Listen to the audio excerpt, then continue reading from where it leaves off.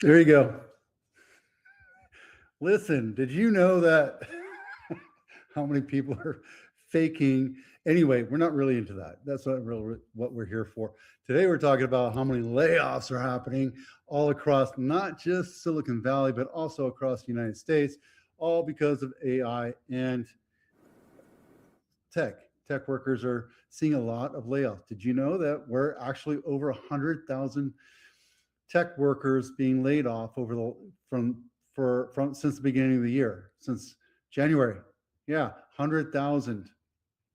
And look, not saying that they're all in Santa Clara County or Silicon Valley at all. This is global across the United States, maybe even some other countries. But I just did like this little parlay thing and just like, I wonder how many households we have in Silicon Valley. And did you know that it was 900,000 households in the Silicon Valley? Holy crap. I mean, what would happen if that was, let me break this open here. There you go. 100,000 people since the beginning of the year, right here. 27,000, 24,000, 38,000. Now Meta just announced 8,000 people, but I think it got even bigger than that. So yeah, we're over 100,000 people globally.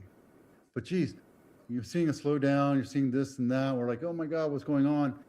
AI is taking the job of multiple software engineers and other types of engineers, people that write software, and it's hurting our little microeconomy. Just is what it is. Could it be why?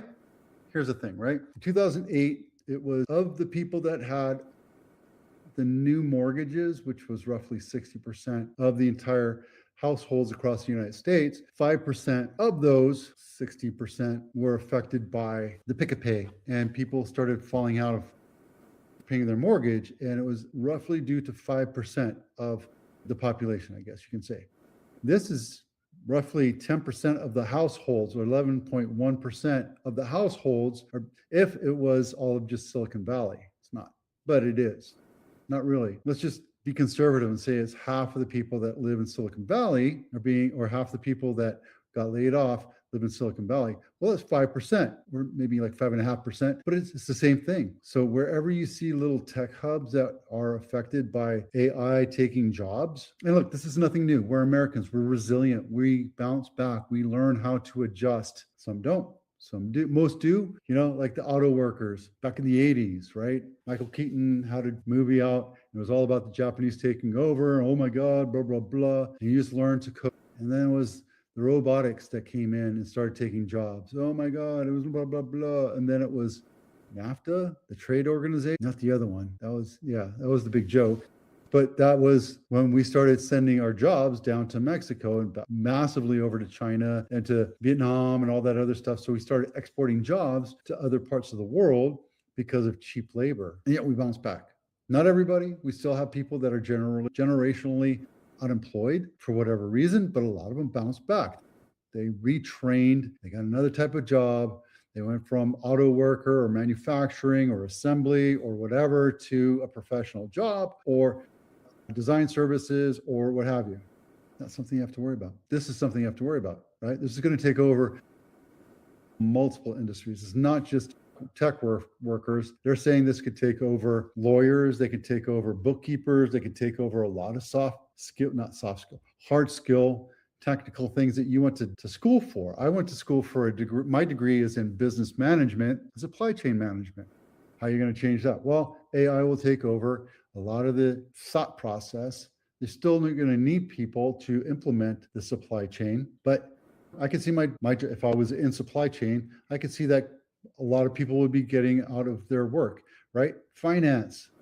You look at buying a business, you can ask AI to take a look at that business and bring you information. So guess what? It could replace the need of business brokers, or at least mergers and acquisition people saying, we don't need you anymore, right? So anyway, it's going to happen. I'm saying it can happen. I'm just saying, if you think it's one of the reasons why you might be getting laid off or why you got laid off, it's time to start changing your attitude and start moving towards figuring out stuff that you can live off of.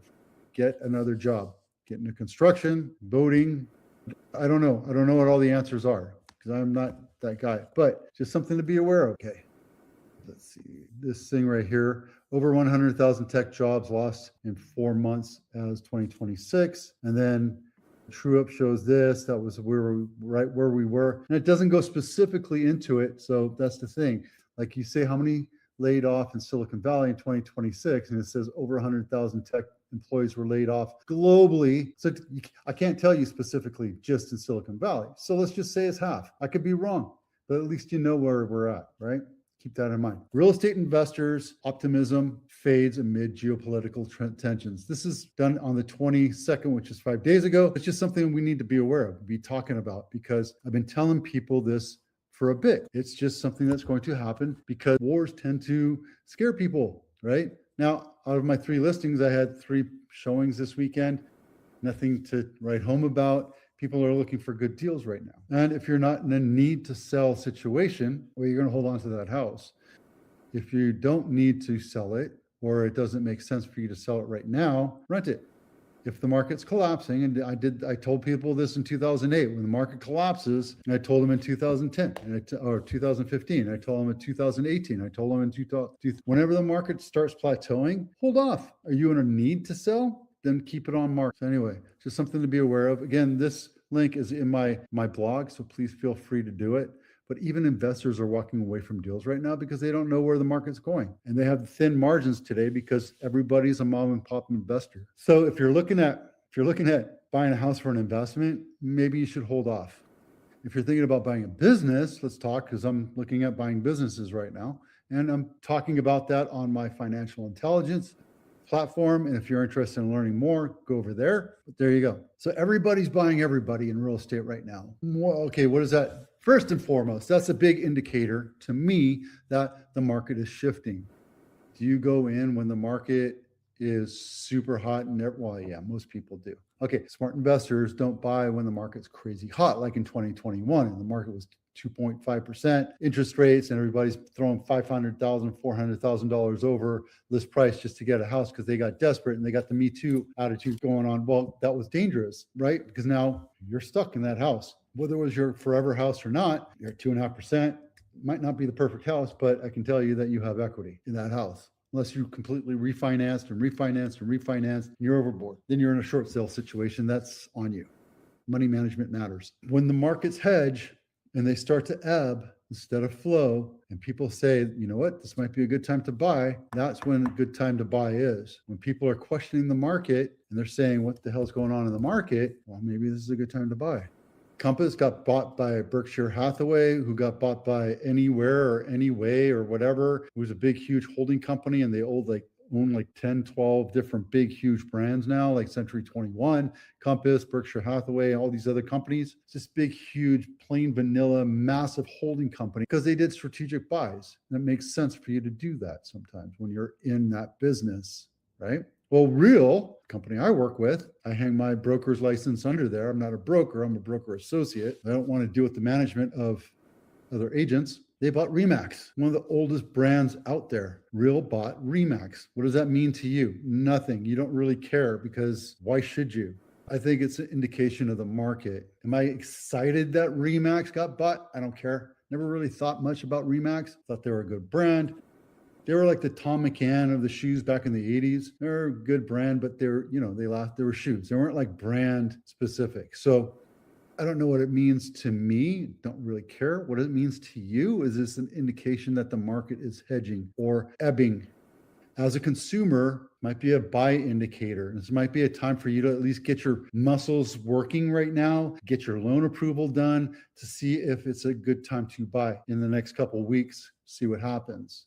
Because if it's all indication where we're plateauing and something might happen, I'm not saying it's going to, because it hasn't happened since 2008. We saw a couple plateaus, 2018, 2022. Could be a plateau, but it could also be a massive dump because we're in a war, joblessness, or job situations going on. We just talked about AI taking jobs. So just be aware that this might be a good time to look at buying a house. Not saying it is, but I'd also talk to a lender right now. Cupertino House of the Week. This is South Stelling, not my listing. $5.3 million, brand spanking new. Looks like they bought a hunk of land and they put 4 or 5 houses on it.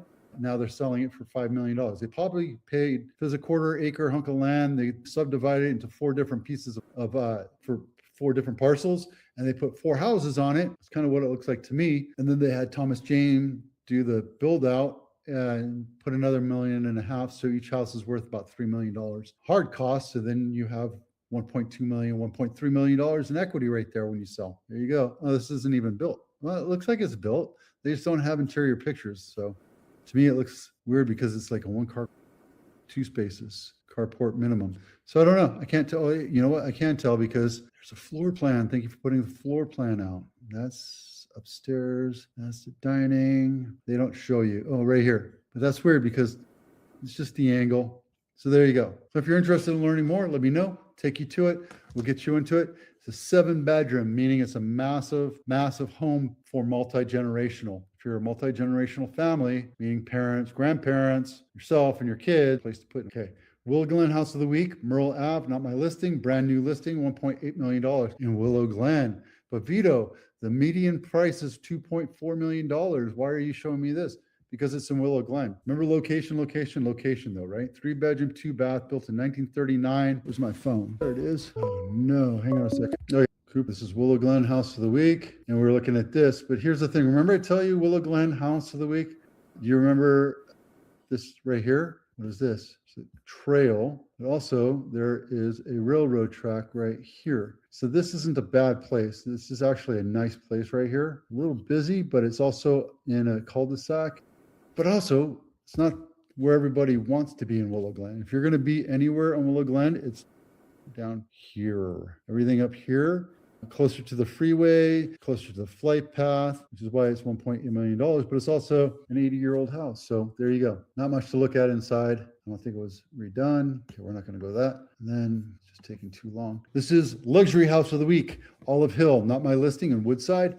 $35 million, 6-bedroom, 5-bath, 6,400 square feet, built in 1977. And it looks like, I don't know, it looks like, to me, it looks like it's a big green lake, but it's probably just a nice grass lawn. Can't look at it right now. It's also in the fire zone.